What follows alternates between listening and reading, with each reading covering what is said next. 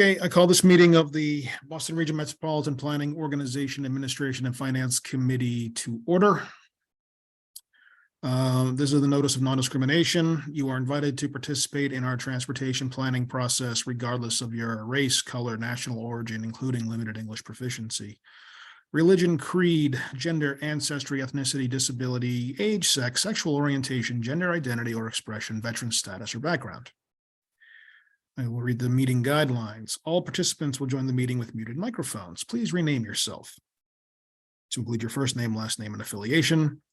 Participants can mute and unmute themselves. Always remain muted unless you are actively speaking. To participate in the discussion, please select the raise hand function. You can find this by clicking on either the participants button at the bottom of the screen, and a window will pop up with a raise hand button at the bottom, or the reactions button in the toolbar. I will then call upon participants in the order in which I see you. If you are on the phone, you can use *9 to raise your hand.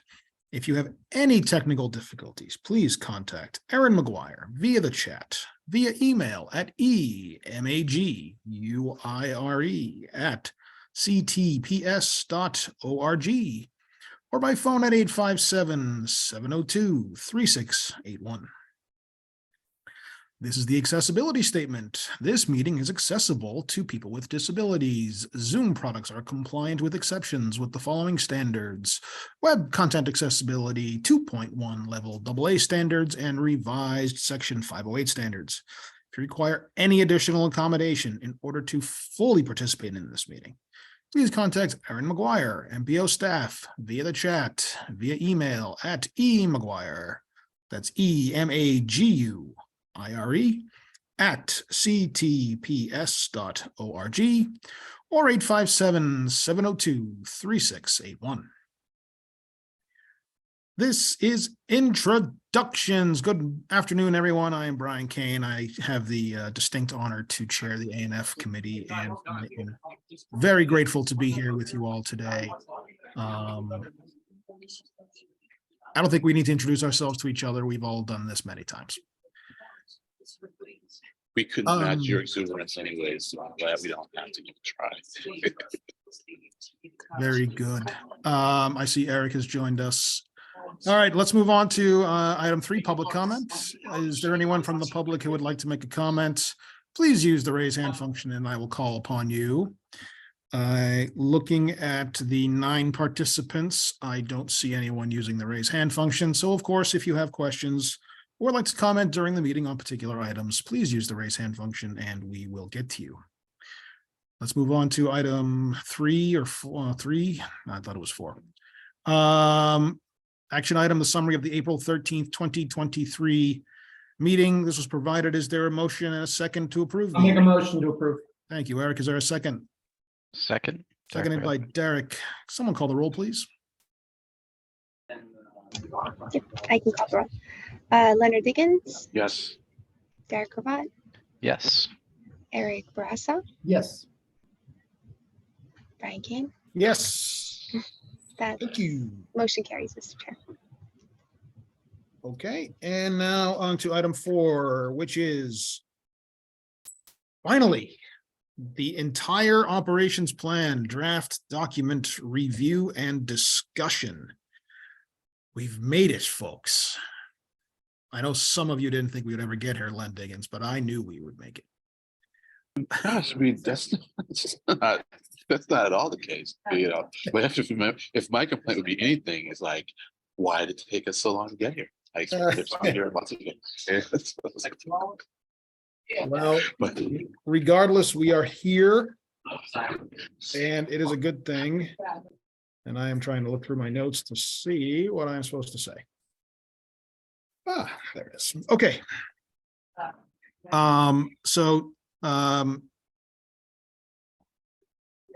Where we left off last meeting was on committees and ad hoc committees and sort of how it would work. You can see the highlights that have been added by staff in discussion based on our discussions to add the TIP Process Engagement and Readiness Committee, which is the new name of the TIP committee. I like the name TPER. Ooh, that works. And then you have the charge of the committee. You know that's going to be reduced to tipper, right? Tipper. You do realize that. Okay, just making sure. Yeah. Yeah, so Tegan, why don't I turn this over to you at this point to walk through this, and we can go from there. Thank you, and good afternoon, everybody. Sorry for the sleepy afternoon meeting time. It's never as much fun. But as Brian says, we have essentially a 30-page document in front of you. We have compiled everything, and I think the intent is to just touch on any kind of key outstanding questions or comments throughout the document. But where we wanted to start today, as Brian mentioned, was actually in the committee section. Actually, if you could just go back up to the top, that would be great. Thank you. Just because we found that this was one section that as we were pulling it together with all of the other sections, we found a few different things that we needed to either substantially edit or add back to or have questions about. So this was the first section we wanted to walk through in a little bit of detail, and then we were going to back up and go through the document as a whole and just kind of touch on things. Brian, I will say that, I think the intent here is to have this meeting and then meet again next week to hopefully be at a point where we feel like you all can vote to approve a draft to be released to the board. But acknowledging you're probably going to need some time after this meeting for some additional processing, not expecting you to have everything here. So when we're looking at the committees, just to start with, as Brian said, one of the things that we did here is we kind of in parallel talked about this new TIP process engagement and readiness committee and presented that to the board as a concept and got general consensus that it should be folded into the operations plan. So you are now seeing what it looks like to fold it into the plan as an existing committee. So obviously it would just be kicking off this year, but we're sort of establishing it as a standing committee that would be expected to go forward. It can still be a pilot, as somebody suggested, meaning that the operations plan can be reviewed and it can be taken back out again. That doesn't stop us from, starting new committees or getting rid of any of the committees that exist. So the first thing I wanted to highlight in this section 2 is that to add in this, we felt like we needed a little bit of description. And so we added some description to some of the other committees in here to sort of make it a little bit more even. So we gave a little bit more description to what we had for the A&F committee, talking about the fiscal health, the other topics as needed related to administrative and finance, because that's what you're doing right now. We also added a little bit of detail to the UPWP committee, saying that you also recommend approval of the UPWP to the board if you're on the committee. The congestion management committee we felt like was fine. And then we added, if you scroll down so we can see D, a very brief description of what we intended through the TIP process engagement and readiness committee. Now, what we're suggesting by putting this in here this way is that the level of detail that we already fleshed out in a separate document does not itself need to all be wrapped up into the operations plan. That can be a separate document that is the work plan or the guidance for that committee. So this operations plan doesn't include things like the potential dates, the exact topics, and those sorts of things, as just to be in parallel with the other committees described here. So we just kind of want to make sure that you're all aware that we've added it in at that level, and just, address any concerns if you have any concerns to that approach of having the separate document be the more detailed guidance, but the operations plan just being this overall summary of the committees. So I'll just pause for a second there for that feedback, if anybody has any.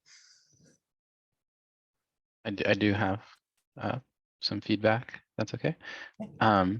So I did get a chance to meet with David on this morning, and I got some comments from him. I know he's been in touch with you as well, Tegan, but I got, and I can send this in the PDF version as well. I have it commented, but I just figured I would mention it here as well, so everyone's aware of David's input.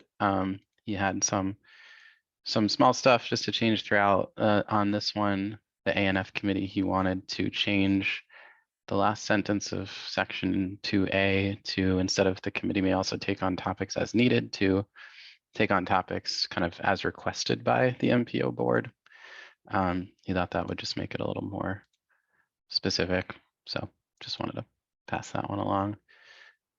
And then on the TIP committee, he wanted to be really careful that this one didn't duplicate anything or be repetitive with what the full board should be doing. His suggestion was, he thought that the second sentence in item D, the committee provides an additional forum for board members to better understand project development, cost and readiness changes. He thought that was getting a little too far into what's the sort of full role of the board. So he recommended removing that sentence, but he seemed okay with the committee as a whole, just he wanted to be careful of walking that line. So that's David's input. Well, thank you, Derek. Yep.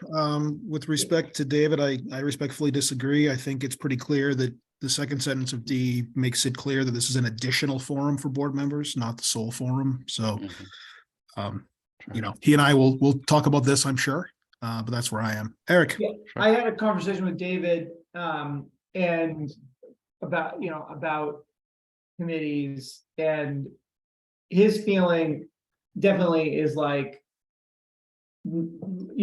wanting to make sure that committees are, that they're not like, that it's not having like all the board members show up and have the conversation, that it's like really focused on, and again, this is his perspective, others may disagree, very focused on, like sort of a subset of the board that has been identified to be the committee to kind of talk about things and then bring that, to the full board. I personally feel like if people want to show up, even if they're not actually on the committee and they want to listen and hear what was being said and even interject and say, hey, like, here's my perspective. I think that's great. Like, I think more participation is better. And I feel like the more we can have and vet issues ahead of time, the more the big meetings can be more efficient. But I know that, I'm sensing, and I don't know if this is how David really feels, but I'm sensing from him that like this feeling like if we have, more committees and more of that conversations happening there, he might feel like, well, he needs to be at those meetings or something like that. And his time is limited. So that could be the tension that is sort of that he's expressing. And I think there's a way to say, look, committees are going to have members, and the members are the ones who are going to vote. But they're also open, right, to anybody. Like, they're, by definition, they're public meetings, right? Well, yes, by definition, they're public meetings. But I think one of the concerns, maybe David didn't voice this though, is that if we do have a quorum of board members attending the meeting, even if they aren't members of the committee, it would have to be advertised as an MPO board meeting, in order to stay within OML. I'm pretty confident of that. Which isn't a problem for me, but it's just something that we'd have to be aware of, and I don't know if we could have members flag whether or not they're planning to attend before a meeting, so that we do know that we'd have to post it as such, Mhm. Yep. That's it. Thanks. I think, yes, Len, I agree. And Eric, I agree with what you said. I think the risk of having 12 members show up to a committee meeting is pretty low. I think we're going to be at like 23 or 24 members of the MPO by the time the next MOU is done, when we add the 2 RTAs. So Hey. I understand, but I don't see 12 folks showing up. And I think we can remedy this by under section 4, standing and ad hoc committees, just putting a statement before 4.1 that basically says what Eric just said, that committees are not here to duplicate the work of the board. They're here to make the board efficient and, sort of lighten the load and hear details that can't be heard in such a large body. Eric, I'm thinking back when I first started doing this. I think he'd been on the MPO for a while at that point. It was a smaller group of folks, and we kind of got into more details from what I can remember. And I think we had the ability to do that because it was a smaller group of folks. As the MPO board has grown, the ability to do that has just gotten less and less because there's just more people. And that's why you need committees to kind of do a lot of the legwork. And as I've said in the past, I see this as the readiness and engagement piece of this is really important. It would be great, for instance, if this committee could report out to the full board on, those meetings in April when we're going through all the numbers and the projects, what it believes is ready and isn't, based on expert input from John Bouchard and his team, so that we can do that kind of in advance instead of having to do it and have MPO meetings take 3 or 4 hours, which I don't think any of us think is very efficient. So So Derek, can I ask you this? If we add some clarifying language to what Brian said, or edit this to just be clear that something to the like that as Brian said, this is not to be duplicative. This is for the committee members. Do you think that addresses David's concern? Yeah, I do. Yeah, and on this one, he didn't seem kind of like he had it. Some of the other ones, I think he felt a little stronger, but on this one, I think I think just clarifying that and making it clear that that's the intention, I think should be just fine. Yeah, and he did say like as an overarching comment that others may disagree if he knows that the committee is responsible for putting this together. So if at the end of the day, if it's it's the committee's will, then he's not going to hold up the process or anything. But I think that would I think he would appreciate that, though, to have that language as you and Brian suggested. Yep. okay, so Tegan, did that make sense to you? So just sort of between the section 4 title and the 4.1, just add a brief sentence there that makes it clear that committees are not here to duplicate the work of the MPO board. The MPO board has the final say on all matters. Committees are here to assist the board in its deliberations and make MPO board meetings more engaging and efficient, something like that. I have various notes to that effect. Yes. Cool. Keep going then, please. And Len, can you put your hand down? Okay, so while we're also looking at this section, another topic that we realized was really missing in the write-up, and we started to add some language, but I also just want to talk about this a bit, is that we didn't really establish clarity, I feel like, around how we establish new committees or ad hoc committees in general. And just per the MOU, it says that the Boston Region MPO shall appoint committees as it deems necessary and task force to accomplish its business and assign duties to them. So that's pretty straightforward from the MOU, that it's the board's discretion to appoint committees. And then we would propose potentially adding in some language. If you actually scroll down to ad hoc, page 17, down in the ad hoc section, there's some draft language in here which I already need to propose a change to. But that there's some language in here that's there can be a motion or the recommendation of the chair and a majority of vote. The board can establish committees as needed. So this is sort of basic language that just recognizes the board's authority to establish ad hoc committees, but it would be other committees as well. This is just an example in ad hoc. So there's that. There's another item in here that I think we may need to change, which is that I think we talked about committee chairs being elected by the committee members themselves. And that's probably not actually what we should have in here. And instead, I think the recommendation was in some separate conversations that we say that the chair of the MPO board appoints chairs of committees and that's within that chair's purview to do that. So that is up for discussion. And then the last item I want to bring up is that somewhere in here, we also said, I don't know, we ended up with the feedback and we said that every board member is required to be in a committee. And I think that we might revisit that and instead purely base it on, volunteer and call for those volunteers once a year, and then decide whether there's a process that should be established to bring in new committee members throughout the year. Could be just by majority vote of the committee.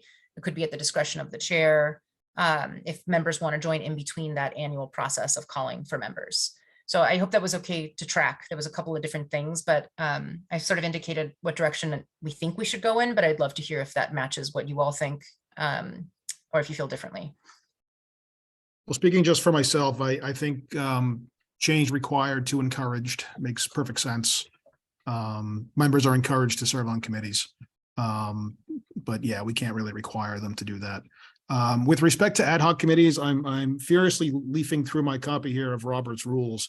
I believe that is a reserved function for the full board itself. It can always create an ad hoc committee as it deems fit and then create its charge And I'm perfectly fine having the presiding officer of the Boston MPO appoint the committee chairs.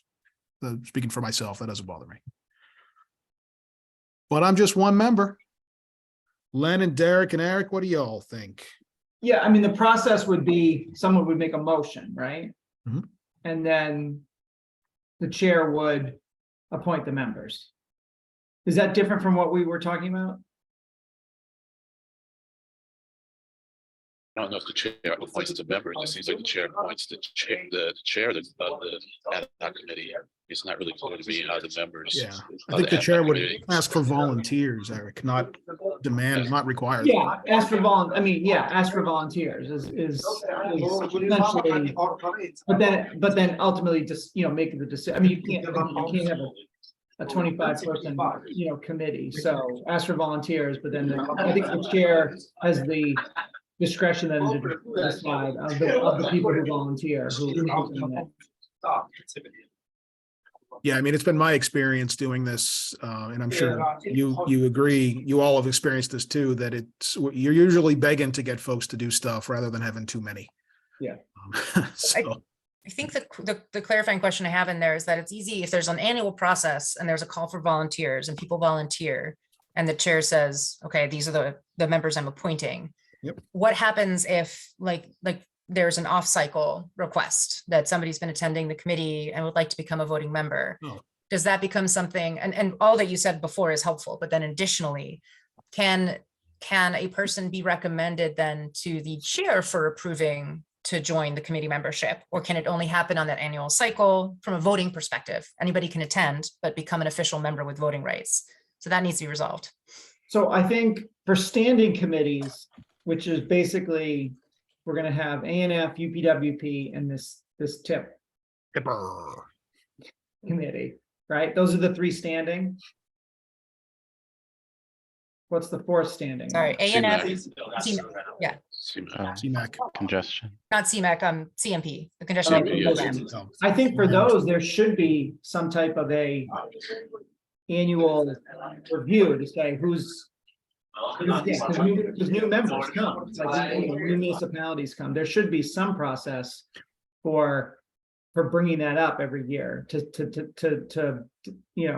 see if there's interest in adding and shaking up, some of the standing committees. I think for the ad hoc, they should only, there should be a set period of time, like they last for 6 months or something like that. And in that case, it's just, the chair.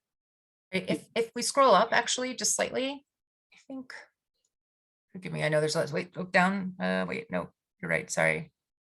Yes, the committee membership. So essentially, there is a process set up here for an annual process. And again, we'll change shall join to, it's recommended or whatever, but, and then it says committee members shall be selected by whomever volunteers to serve on a committee. And I think what we're saying is that like the chair will make that official designation to add members to any of the committees, ad hoc or standing. I would change that to put that power in the board itself.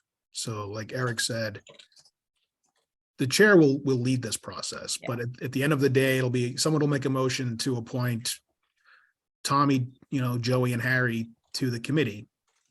And that has to be seconded and voted on. And then in the same way, I would have that be the way to make mid-year appointments. So the board at its discretion may add or remove, well, you gotta have a separate thing for removal, may add members as it sees fit. And then the chairman of the MPO, obviously the presiding officer has the discretion on how to kind of figure that out through the agenda setting process and running the meeting and everything else. And the chair would still be assigned to appointing the chair of any committee, right? Right. I took notes on that if people agree on that. I just want to make sure that. The only thing I guess I would just flag from a process standpoint is if it's not like if we're gonna say, okay, we're interested in people volunteering, okay? Then ideally what happens is offline, people email the chair and say, hey, I'd like to, or staff, I'd like to participate in that. If the chair can just make the decision, then it's like, great, the chair can just do it and the decision can be done. If then that has to go back to the MPO, that has to now be on the agenda for another MPO meeting. It has to come up and say, there, you know, there were 8 people that volunteered. And these are the ones, like, you know what I'm saying? And now there has to be a motion and debate about who should be on the committee. It seems a little more just like simpler if the chair just like can make that decision. And that doesn't have to like be like a motion of the whole board. Yeah, that was part of David's input as well on item C there. I think he was looking to. Yeah, he had sort of voiced the same thing, Eric, that there would be some process for identifying who would be on it, led by the chair. As you said, it sounded like he might even want to roll and maybe helping, you know, pick good candidates for it, or, you know, other, like the chair and vice chair would play a role in that. And then, you know, there, yeah, I think certainly makes sense to have some kind of volunteer process too. And then just to, yeah, make it efficient. And so, I mean, it can be presented to the board, but I think he wanted to maybe remove that item C there, that it would, or change it so that it would just be more of a chair and vice chair decision. Yeah. Yeah, that works until it doesn't work, though. You know what I mean? So what I mean by that is like, I mean, you kind of open yourself up. Let's say, the committees end up being unbalanced by whatever criteria we're judging balance. You know, and the rest of the board, you know, isn't factoring in. I mean, it's just gonna be a problem for the chair and the vice chair, whoever's doing that selection. I mean, if they're the only ones making that decision. And so even though it may take longer and be less efficient, you know, I think it's better for the whole board to at least do some official sign off, but not simply a rubber stamp, you know, and have some ability to weigh in, so that if we do feel that there's not enough whatever diversity, whatever, you know, we as a board are making that decision. So I know it takes longer, but I think it's just. The concern is like that, you know, the chair could decide, I'm gonna, you know, I'm gonna put just like, you know, Inner city. all In a the core core, people core, on the yeah. committee or the bias will be entered into the that's what you're saying, which. Yeah, and look, I mean, it wouldn't be intentional. I mean, all right, I'm not assuming, I'm not ascribing any bad motives to folks. I mean, it's just that you're picking for whatever reason, you know, you maybe aren't even aware of the similarities, and then it's presented to the board, and then the board goes, you know, oh, this is, or maybe someone else, the board feels would be better for whatever reason. I think it'd be good for the whole board to have a chance to chime in, and even if they do just end up rubber stamping, I mean, I think it's a better feeling, you know, than simply saying you really don't have any role in this. So let me see if I can propose kind of a middle ground here. What the advisory board does is it puts forward a slate of committee members in advance of kind of the annual general meeting, which is what we're thinking about here. And obviously the chair of the advisory board and myself and the other officers have a large role in playing sort of who's on that slate. And I think that's what we're talking about here. I don't think that we want to overburden the entire MPO by voting on each committee member individually. We could ask that be done and put in as part of the meeting materials. And then with respect to kind of mid-year appointments, what I would suggest is that we give the MPO chair the authority to appoint members to standing committees and ad hoc committees kind of in the middle of the term, and just, you know, request that he announce that during the chair's report at the next meeting. And that way, if folks want to have a discussion about it, they can have a discussion about it.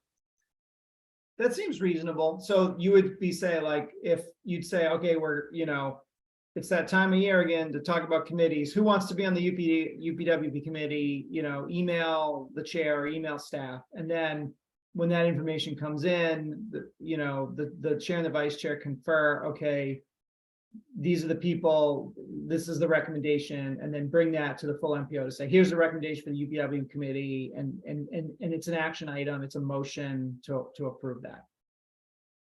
Yeah, I'll come with that. I like that, thank you. That seems like a compromise as opposed to like,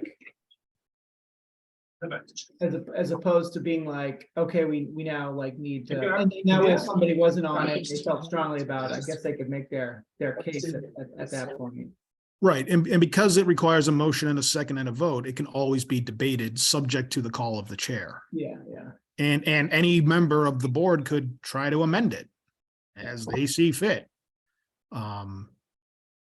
Theoretically, if you're going to nominate someone, they should accept the nomination. But you know what? That's up to David to figure out as he's running the meeting. So I think you try to plan for the worst case scenario, but also make it kind of as easy as possible. So that's what I would do. Tegan Tyke. I was gonna just call out the case of a new board member at the annual meeting, not necessarily knowing right away whether or not they want to, maybe they haven't been reached out to yet because we didn't know who would win the election. And so that's a good instance where there may want to be an amendment to a proposed slate if somebody is asking to participate in one of the committees, right? So I think that's a good kind of example of where that would be useful, but not the main, not the most common case, right? Mhm. So what I'm hearing is so the annual is a slate is presented to the full board votes, majority vote.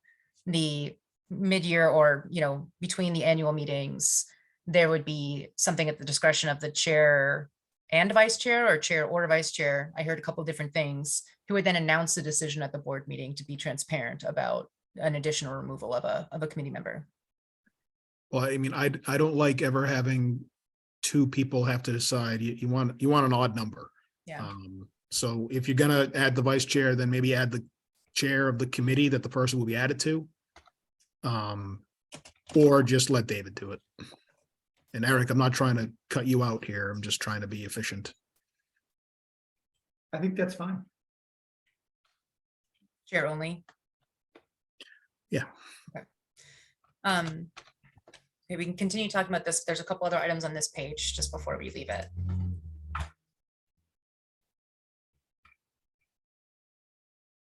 No, you- I'm another, done. um, I'm done.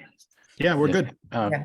oh, So I the have other- one- Oh, sorry, go ahead, Derek. Sorry, yeah, just another thing that David wanted to mention was 2/3. Yep, I feel I'm- like we talked about this last time, but Yeah. yeah, he thought that was too much. I think he was pushing for 50%.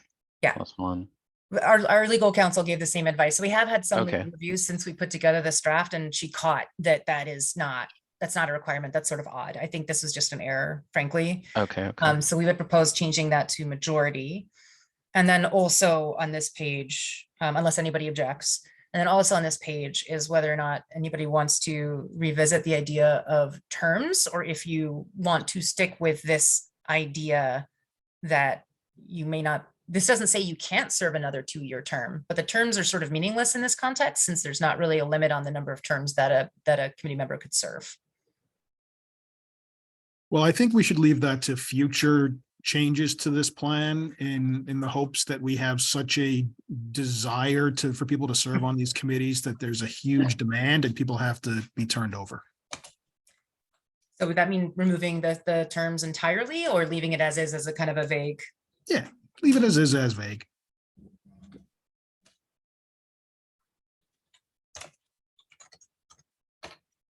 Theoretically, you'll get to the point where there's overlapping terms that are not coterminous, et cetera, et cetera, et cetera, but we're not there yet.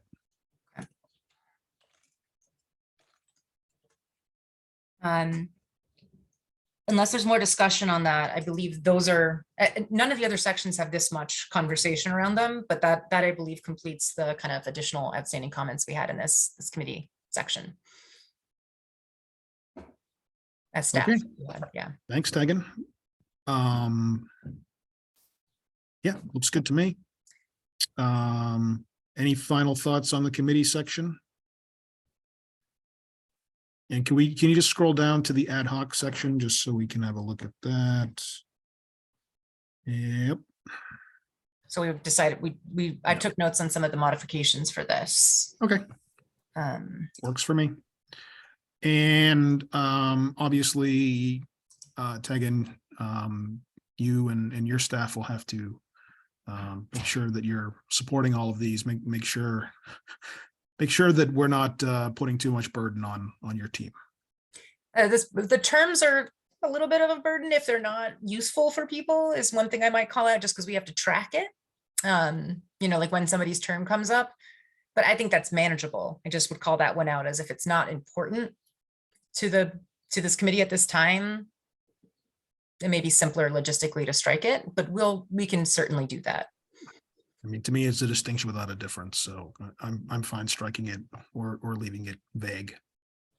Yeah, I'm fine with striking it, because if we do get to a point where it is a lot of people, I mean, too many people, and I think there are a couple options, people, we'd always like go through the minute or the meeting notes and determine attendance to get a sense of who's been attending, who, and by virtue who's been a member, you know. So, all right. Yeah. Okay. And at the rate the MPO board is growing, we might have hundreds of people on the board and dozens of people for these committees. So it'll be great. And just because as a follow-up to this, what we can do is submit like a track changes version of these as edits for you to look at as the final version before next week's meeting. So that's just something to note. So you'll be able to see what we changed and didn't change. Okay. So I think we're good on committees and officers. Obviously, we're going to have to do a thorough read of this before next week. I had a question kind of on the beginning of the document, if you don't mind going up there. So I think we definitely need an acronym guide in this, somewhere towards the front. You know, we love in this industry to use acronyms, but not everybody knows what they are. And then I want to talk about the accessibility stroke non-discrimination stroke meeting guidelines that we have to read before every meeting. Okay. Can I make a couple of quick reactions first? Yeah. One is that this document has not been vetted through a full editorial process like we do with many of our documents, and that will happen before it goes to the board. It will not likely happen before next meeting. Yep. So things like an acronym guide, we may just need to say as a placeholder is to be added before Sure. it's submitted to the board. We did also receive some updates from our legal team on this language as well. That doesn't relate to your reading at the beginning of meetings. But this language in particular, we did get some legal updates to this language, which you will comply with what is currently legally required. So we will do that. But I think your question is a little bit different. Yeah, I mean, my question really is, if we are going to continue this practice, we should put it in the operations plan as something we do before remote meetings. And again, I'm going to ask the question, are we sure we have to do this? Because I attend dozens of transportation related meetings that get FTA and federal highway funding on a monthly basis, and no one else does this. So I'm happy to continue to read the thing. I think if we're going to continue to do it, you should just record someone doing it really well and play that before the meeting. But again, I'm fine doing it. But if we don't have to do it, then I don't think we should do it. Or maybe we do it once a year. I don't know, something like that. Anyway. Well, I would say that if you weren't recorded, be then put out on YouTube for people to view later, I would say if everyone at the meeting is familiar, you know that we don't need to read this, then that would be fine. But the fact that it is on the web, we do want to make people know that these meetings are accessible, and so yeah, it takes a little more time, but I think to create that more welcoming environment is probably worth it. So, Annette, I see your hand up. Yeah, the reason why we read it is it's really best practice because we have people who may not be able to read it themselves. And so to read it aloud makes our meetings truly inclusive. I understand that, but again, why aren't the dozens of other committees and boards and stuff that I'm on also do this? They're not getting the same advice to do this. Like, who gave us this advice and why? And who asked? I believe that it is considered best practice. It's, maybe not everyone does it, but it is considered best practice. And we strive to be as inclusive as possible. And so that's part of our striving to be inclusive. I completely agree that we need to be as inclusive as possible, but a big part of this operations plan is also to make the board meetings more efficient. Well, sometimes it's a trade-off, Brian. I mean, Yep. so, you know, You all Yeah. froze for me. Yep, look I'll keep reading it. It doesn't bother me. right. I think, A lot. that you can very quickly get into the question of, well, you should read it in Spanish and you should read it in Khmer and you should read it in Yeah, French and you Creole. can drive any argument to That ain't gonna happen. absurdity, and you can drive any argument to absurdity, Brian. All right. So I think it's a good idea. And so Okay. I know it's a trade-off, but Okay, this back practice, I think it's a good idea. let's Yeah. put it in the operations plan if we're going to continue to do it. Sure, great, thanks.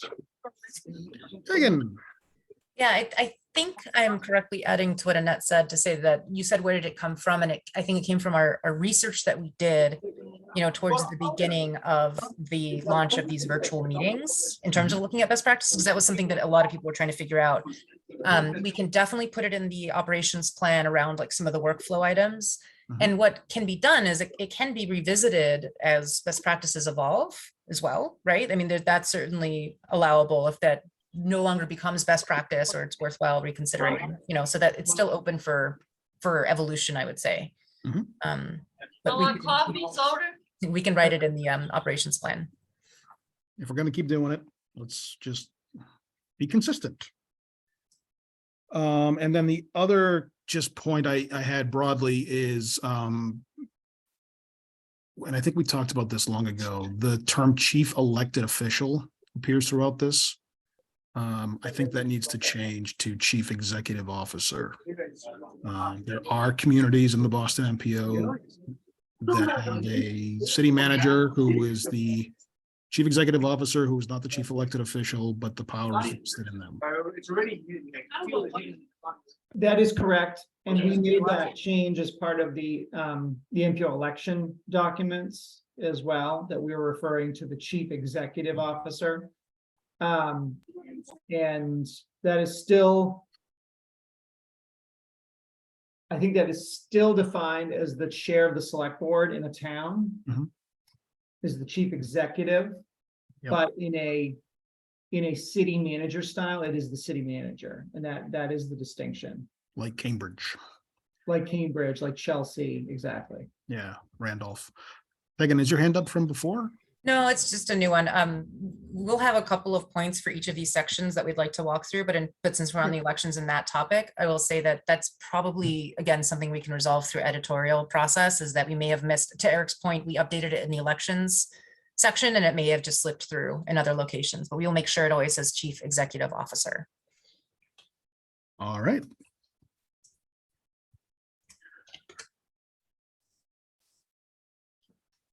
Megan, you have anything else? Well, I was going to just highlight each section. There's just a point or two to make of a couple of major changes in case you guys have input on them. I was going to And say. it'll let's also move- help let's you move when to you're that. reviewing it. Perfect. So, Ladies and so we'll start with elections then. So just to make everybody aware, when we started combining all of this together, the section on elections did see some reorganization, and we added in some more specific timeline elements. So we'll be releasing that appendix or parallel document that we've talked about, the timeline. We'll release that soon after this meeting for your review by the next meeting. But there's some more specifics in here now than there were before. So not every change has been highlighted because I think it's pretty straightforward, but want to make sure you all were aware of that there was a little bit of shifting around of language, but no real content change. If we go to 1.5 on page 6, we did add some clarity to be very specific that designees and alternates, what those two things are, and that they are both appointed and alternates can vote in place of designees when needed. We found that the language wasn't really crisp when we put this together, just to be very clear that designees and alternates need to be put in writing, submitted, designated, and that alternates can in fact vote in place of designees. They do not, however, alternates do not replace designees when we're talking about the chairing of the meeting. That's just the chair or their designee, the secretary or their designee, and then the vice chair or their designee. So the alternates do not stay in there. And I think that was the intent of this committee. So I can pause there. That's it for section 1. I have, comments throughout if you like. That's actually section 1 and 2. I guess just on the question of alternates and designees, alternates did we discuss if they can serve on committees? So I don't think we discussed it. I don't recall if the language is specific, but I think the intent is that designees, alternates can serve on committees and vote on committees. Just like alternates can vote on the board when the designee is not present. But I think you could say that the volunteer for this committee is an alternate, and therefore they have voting power as an alternate on that committee, as long as the designee isn't also present. Perfect. Thank you.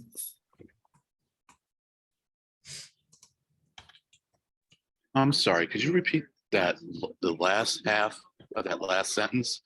I mean, the alternate can vote as long as the designee is present? Is that- not present. It's not, okay. Yeah. I think it just dropped out. Okay, all right. Sorry. Okay, thanks, sorry. Yeah. So you can't have 2 votes. You can't have a designee and an alternate voting. Yeah, right. So it just dropped out. So sorry about that. Thanks. Thought maybe I was just confused. Okay. Maybe I misspoke. No, which happens. I mean, I get confused. Odd. Thanks. Anything else with sections 1 or 2? 2 is the chair and the vice chair.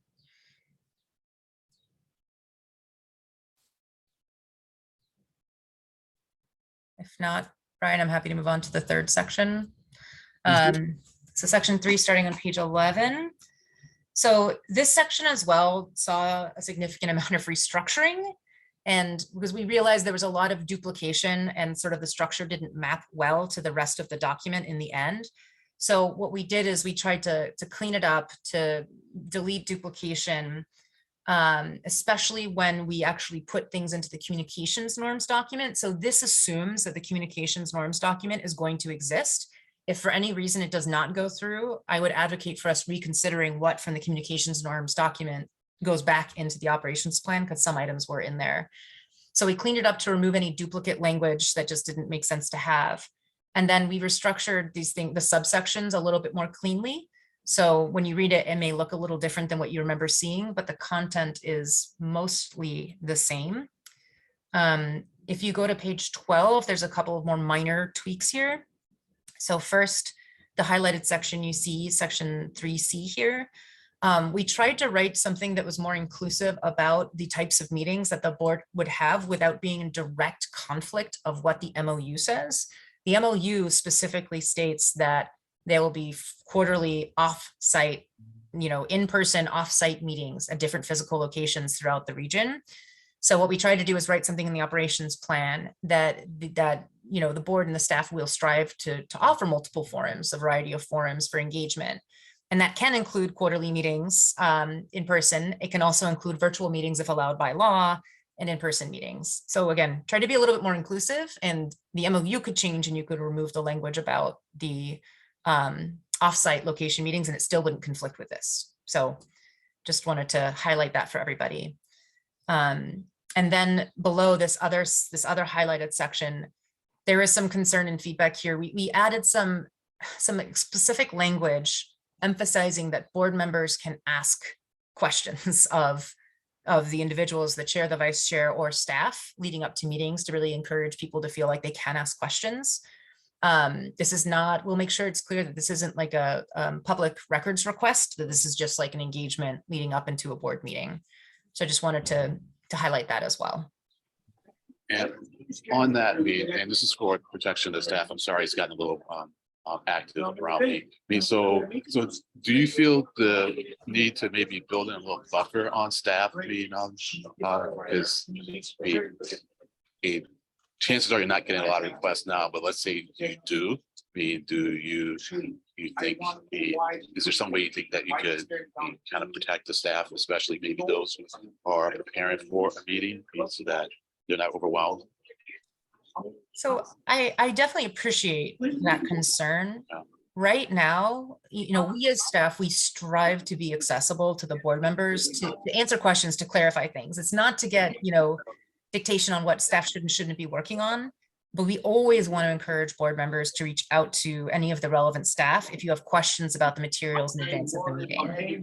So I suppose if that got well out of hand, we could address that, but I think that can be addressed just through the fact that the executive director has discretion over what the staff does, that a board member can't demand that, staff spend 2 hours with them, on a topic if there's no time to spend that with a board member. Yeah, I hear you, I understand. Sometimes what I run into is that, people won't report that there's a problem because they're afraid that, it'll become apparent that they're reporting on a problem, and then, it'll reflect badly on them. So just something to be a little conscientious about, so maybe just maybe build in on your part. I'm not telling you what the executive director to do for staff, but maybe build in a little check-in to see, like, are these board members getting unwieldy, in their request for your time. So that's all.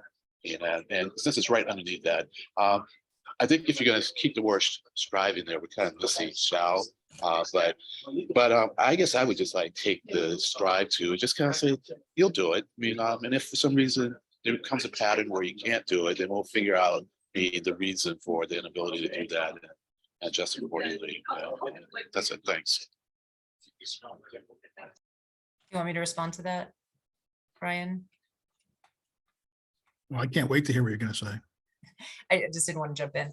So we did have shall post or should post or something like that before. And I think what we were trying to differentiate between is what's required by law, which is the 48 hours, versus what we do as good practice. So I would prefer to keep strive in here because there is a lot of variation of which materials are and are not ready, a week in advance versus 48 hours in advance. And we don't always have control over that. But I do want to emphasize that in the workflow section, I believe we say multiple times, we repeat that the goal, the aim, the intent is to post things as much as possible 1 week in advance.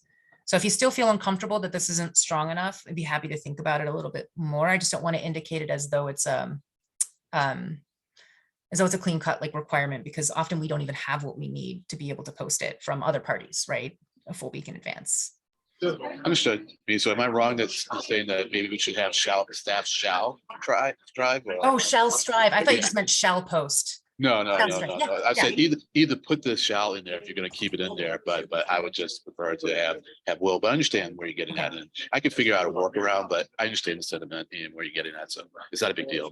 I'm not against what you're saying. I hear that. That makes sense. I thought you were suggesting something slightly different. Yeah, no That's problem. helpful. Okay, sure. Okay, what's our next section? All right, so we already covered section 4, which is the committees. Section 5, I just want to emphasize here, because this hadn't been included before, that we have included, go back up a little, yeah. We've included some further language around the Regional Transportation Advisory Council. So Len, I believe that you worked with staff in advance of even putting this in the document. It may have been a little while ago, because it's been a little while, to sort of develop some language that we thought made sense here. What I would say is, we're trying to include language in here that provides a bit more clarity on what the advisory council does without conflicting with the MOU. But I think per the federal recommendations, if the board does examine the MOU, it's worthwhile thinking about how the MOU describes the advisory council, and then what additionally might be in the operations plan that better defines that relationship and the work that the advisory council does. But then we also recognize that the advisory council has the bylaws, which is even more specific about how the advisory council wants to conduct, its business. So we want to make sure we have something in here, but I think that there's probably more work to do to look at the language in the MOU and this and align it with the bylaws, et cetera. Yeah, no, it works for me. Yeah, and I had a really good conversation with Stella Jordan about this. So great. And now that I'm talking, be back on the previous topic about the shall. Maybe will would be a better word. I was just getting at the point that there was something missing between the word staff and strive. So if you're more comfortable with will instead of shall, I'm fine with that. Thanks. Anybody else in this section, Brian? We shall strive to get the right language. It's what the operations plan is all about. Derek, So, yep, nothing in this section. Like I said, David did have comments on a few other things throughout, not the highlighted sections. Do you want me to just send you that, Tegan and Brian? Would that be easier as opposed to, or do you want me to? how get many it do you here? got? There's probably like 4 or 5 others in the earlier sections. So I'm happy to. Yeah, let's take them. Derek. Do you want to, do you want Let's me to? try it. Okay. Only 4 or 5. I think we can do it. Okay. It's starting on page 7. I apologize for not mentioning these earlier. No, no It worries. wasn't on the highlighted pieces. He just Oh, I'm needs to sorry. pick out some things. Well, you know what, Um, Derek, how about this? Let's let Tegan finish going through the Yeah, highlighted section. yeah, totally, And yep. then we'll come back. I'll come Okay. back to you after. Great. All right, thanks. So Tegan, I think you were on section 6. Yes, there's not much more left. So just to mention that section 6 also saw a number of edits that reorganized the information because it wasn't flowing well when we put it together. All the writing that we did before, we really needed to reorganize it to make sense here. We also pulled things that were previously in other sections. For example, like I think agendas and minutes were sort of throughout the document in different places, and we combined them all in here. So if you think that something was missing from another section, when you read it, consider looking in section 6 if it's like kind of a work product or workflow. So we tried to make this much more rational and blend better with the rest of the document. So nothing new is in here, it's just reorganized. And then section 7, I have actually nothing to say about it. I think it looks pretty much like what you saw without any major changes. This is the evaluation and compensation piece, which we just really thoroughly discussed. So not a lot of edits to that, or none. And then there's section 8, which is the agency information sharing. So based on the feedback that we had at the very last conversation, we did make a number of edits throughout this document.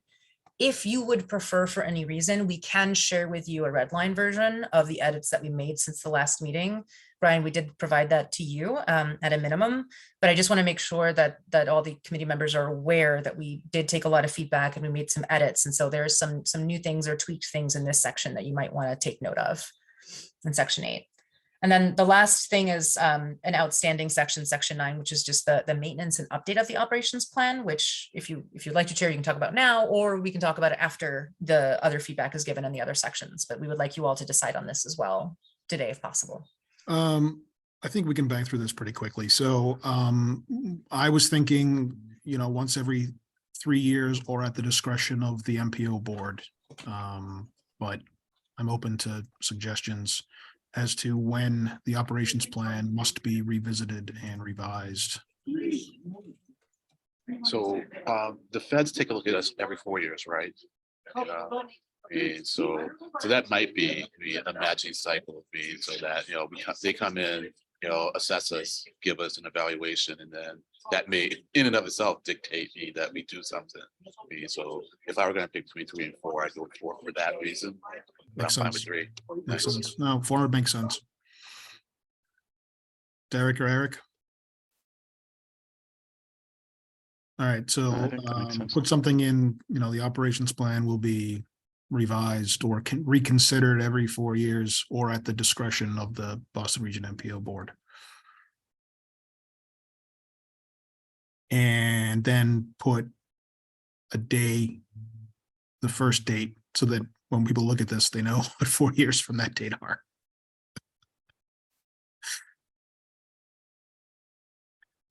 You good, Works. Tegan? The timing works because we just had a federal certification review, so it's perfect. Yep. Cool. All right, are you good? Mr. Cravatti, the floor is yours, sir. Okay, great. So I guess starting on, so page 7. He, on item 4 here, in addition, the chair shall ensure that all members' questions are satisfied before calling votes. I think David just wanted to clarify how that would happen. I think he was just a little confused by that. It seems a little subjective. I think he wanted to just maybe clarify it here, or just flag it. I mean, so this, one of the chair's reserved powers is obviously deciding kind of when things have been discussed for long enough. Mhm. And then the members can always vote to to keep going if they want to continue discussion. Mhm. So I would put something in here like, the chair, comma, at their sole discretion, comma, shall ensure that all member questions are satisfied before calling votes. That just makes it clear that, the chair of the meeting has certain discretionary powers as they do under Robert's rules and everything else. Mhm. Okay. Yeah, I think that makes sense. And like I said, the full board can always question the motion of a chair and blah, blah, blah, blah. Right. Okay. Sounds good. The next one was on the next page, Vice Chair, item 3. He thought that the sentence that in collaborating on agenda setting, Vice Chair shall represent MPO board members. I think he felt like this implied that the chair does not represent board member. I don't know how exactly to address it. I think it's maybe just kind of that his interpretation of it, but I think it. Yep. So just flagging that there. Yeah, and I get it. I guess what I would suggest we do is under the chair section 2.1, put the exact same language, except without the word vice.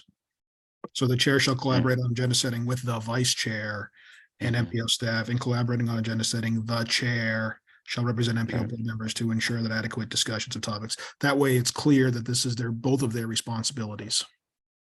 Right. Okay. Does that make sense, Tegan? Sounds Yes. good. Sorry, I'm muted while I'm typing. All right. And the next one was on page 9. There are other officers.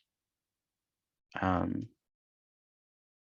think David said he was opposed to this being there. He said that he didn't think other officers would be needed. He just sort of asked what the purpose of or I guess the thought process on this one was. Yeah, so the concept there was that if the MPO board decides it needs like an official recording secretary or treasurer or something like that, or a second vice chair, that it could create that at its discretion. It's not to say that it does or it will. Mhm. Oftentimes, like my organization has a secretary, stroke clerk, who is theoretically in charge of the minutes and everything else. In reality, staff does it. And that's the kind of the concept as well. You could also create a treasurer who sort of is supposed to work with Raul's position to kind of on day-to-day stuff, but we just delegate all that anyway. So yeah, that's all. And I'm happy to talk to David about Okay. that. All right. Yep. Sounds good. The next one's on page 10. He wanted to clarify the city of Boston representation. He seemed to think that the mayor could designate any 2 seats as opposed to BTD and BPDA. He thought that there was precedent for, potentially other departments as long as the mayor designated them. So I'm not sure where that might be documented, but he seemed to think that was the case. Anyone know? I seem to think it's in the mayor's discretion. We can try to research if we find anything, but that Yeah. seems logical, I think. And if you want to get around it, just put the word traditionally before the word one. Yeah. That Yeah. way. That Yeah, makes that's sense. interesting. Yeah, like, I think my memory is that when Boston made the request to have 2 seats on the MPO, their rationale, I mean, their objective was to have more voting power.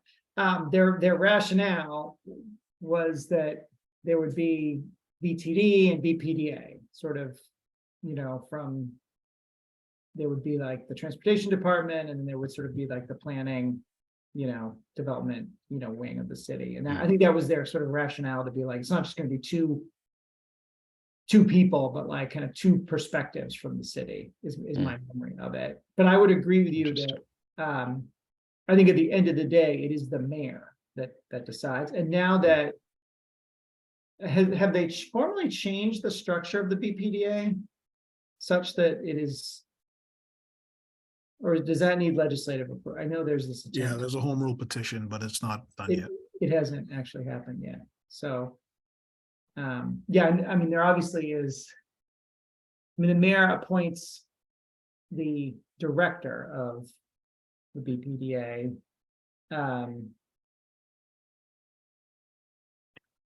Yeah.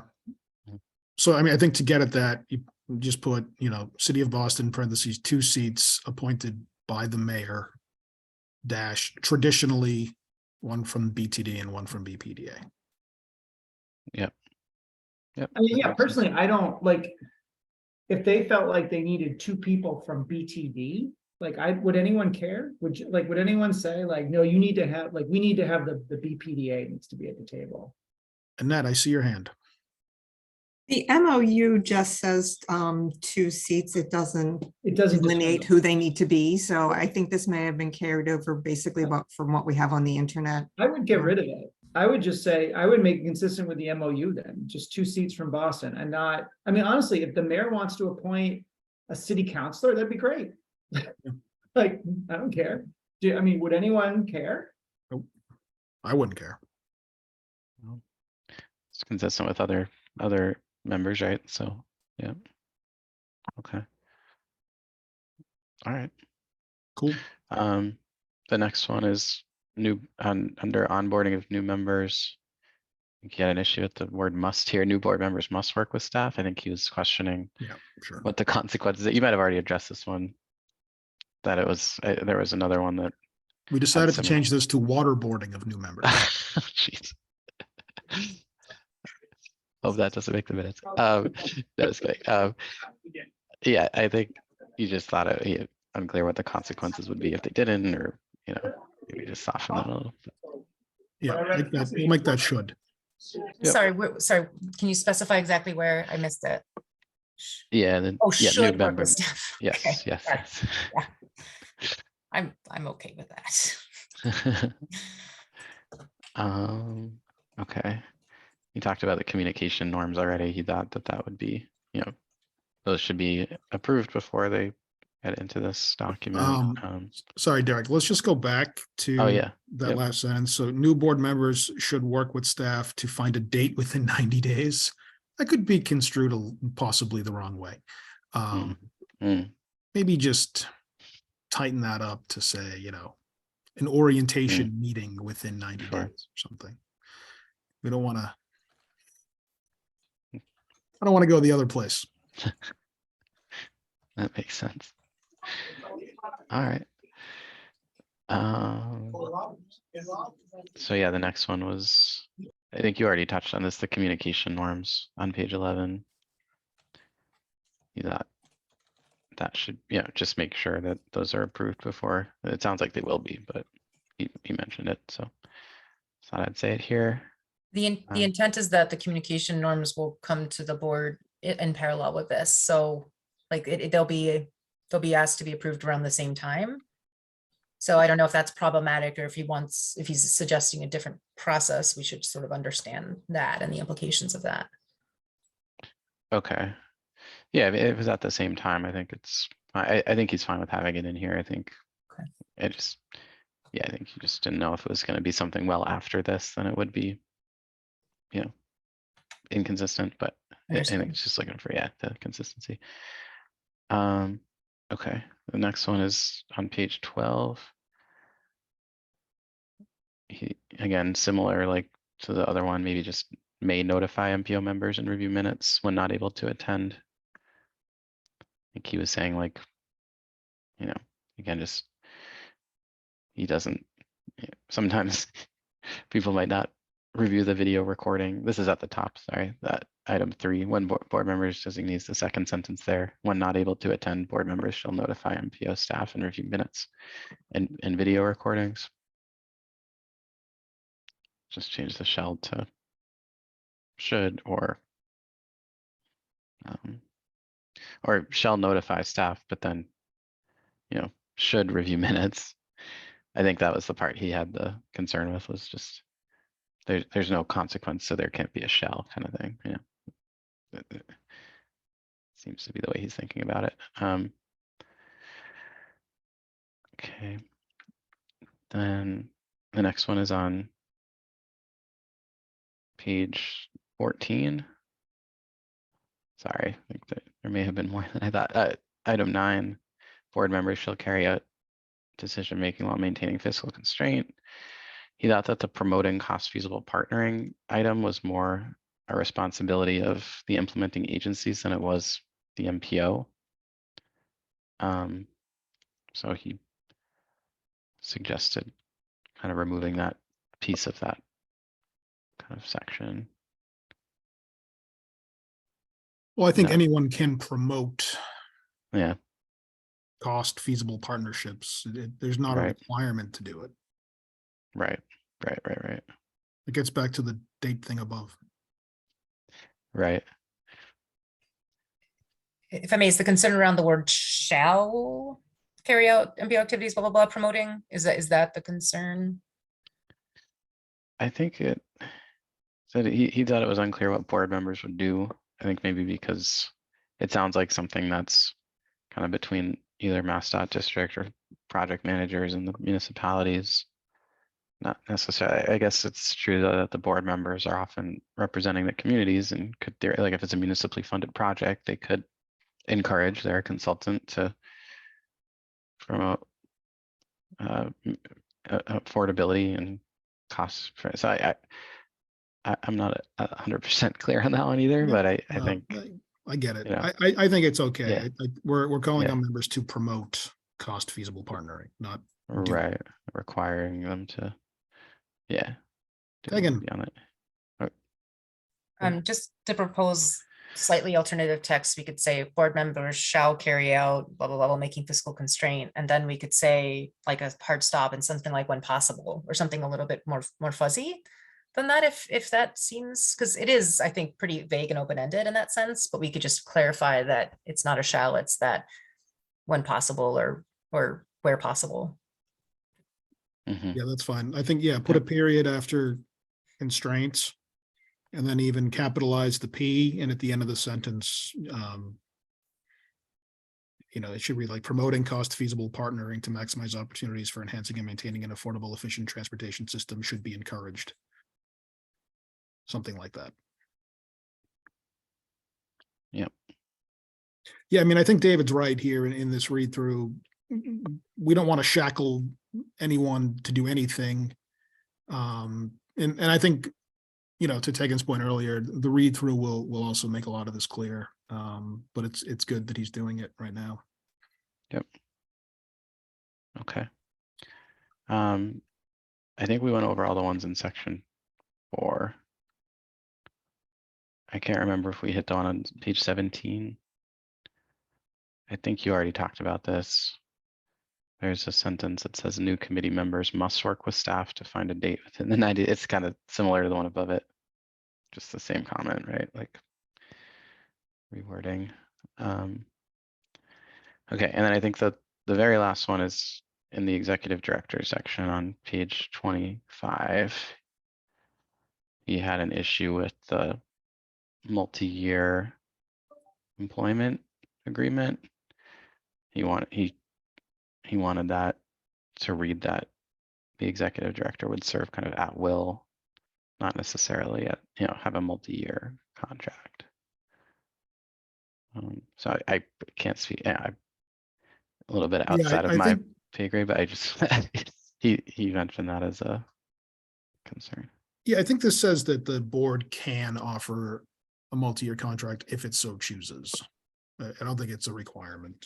Decide, yeah. Okay, or opt to hire. I mean, as an employee. Okay, it says or opt to hire at will. Yeah, Okay, right, so yeah. I think it's fine, I think he just thought it was. Mhm. He seemed to imply that at least he would never do that as a, yeah, as long as he was there. Mhm. Um, It's fine. and was, so I don't know if he thought it was leading, but he, yeah. Anyway, just passing along, so. Thank you. Yep, and yeah, I think that was, I actually didn't see the version with the additional section 8, so I apologize for that. I know it was posted, but he had reviewed the one without that, so I think he probably will have comments on section 8 too, just to make sure it's consistent with, I think, some of the discussion we had last time.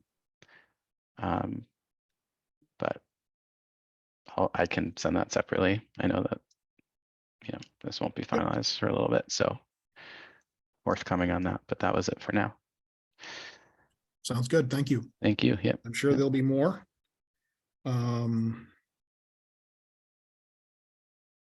Okay, so I guess the homework assignment is for us to now read this through with a proverbial fine tooth comb and then send requested changes, edits, etc. to the staff. Does that make sense, Tegan? Or do you want us Yes. to wait? I will, no, I think that is the idea, though. However, the timing challenge we have is that it will take us just a couple of days, perhaps, maybe we'll be aiming for like end of the day Monday to get Sure. another updated version of this back to you with these additional edits. So I want to make sure that that works for you all so that we could come to a decision next Thursday, or if not, what is this? What is the strategy if that's not enough time? I'll also just emphasize that we did get a legal review. I talked about some of the edits based on that. There could be a few more tweaks, and we will still do an editorial review, but that will likely happen after, you know, you decide that this, generally speaking, meets the content intention that you have. I mean, yeah, speaking for myself, I won't get to this until probably Tuesday afternoon anyway. So I think that's okay. And obviously, if folks want to start reading through it, they're welcome to. It might make sense to wait so we all get the same document kind of late Monday, early Tuesday to work on. Yeah, I mean, I probably won't get to it until next Wednesday. So that'd be fine. I mean, our next meeting is in 7 days on the 18th, so That's enough time to read through it. I think so. So when do you need edits back by? Well, frankly, you know, even if you give us edits on Wednesday, we won't probably be able to incorporate them for the conversation on Thursday. So I think we just want you to know what edits you have, and if they're so extensive that you feel like you can't make a decision on Thursday without seeing them incorporated, then we should just talk about another meeting very soon after that, ideally, where we can make the edits. Makes sense. All right. We'll move on to agenda item 5, which is member items. Are there any reports or notices by ANF members, including regional concerns or local community issues? Seeing none. Next meeting is, as we just said, May 18th, which is next Thursday at 9 a.m. via Zoom, and we shall strive to be there, all of us. And unless there's anything else, is there a motion to adjourn? I'll make a motion to adjourn. Thank you, Eric. Without objection, we are adjourned. See you all soon, everybody. Thank you. Bye. Thank you, Bye, everyone. everyone.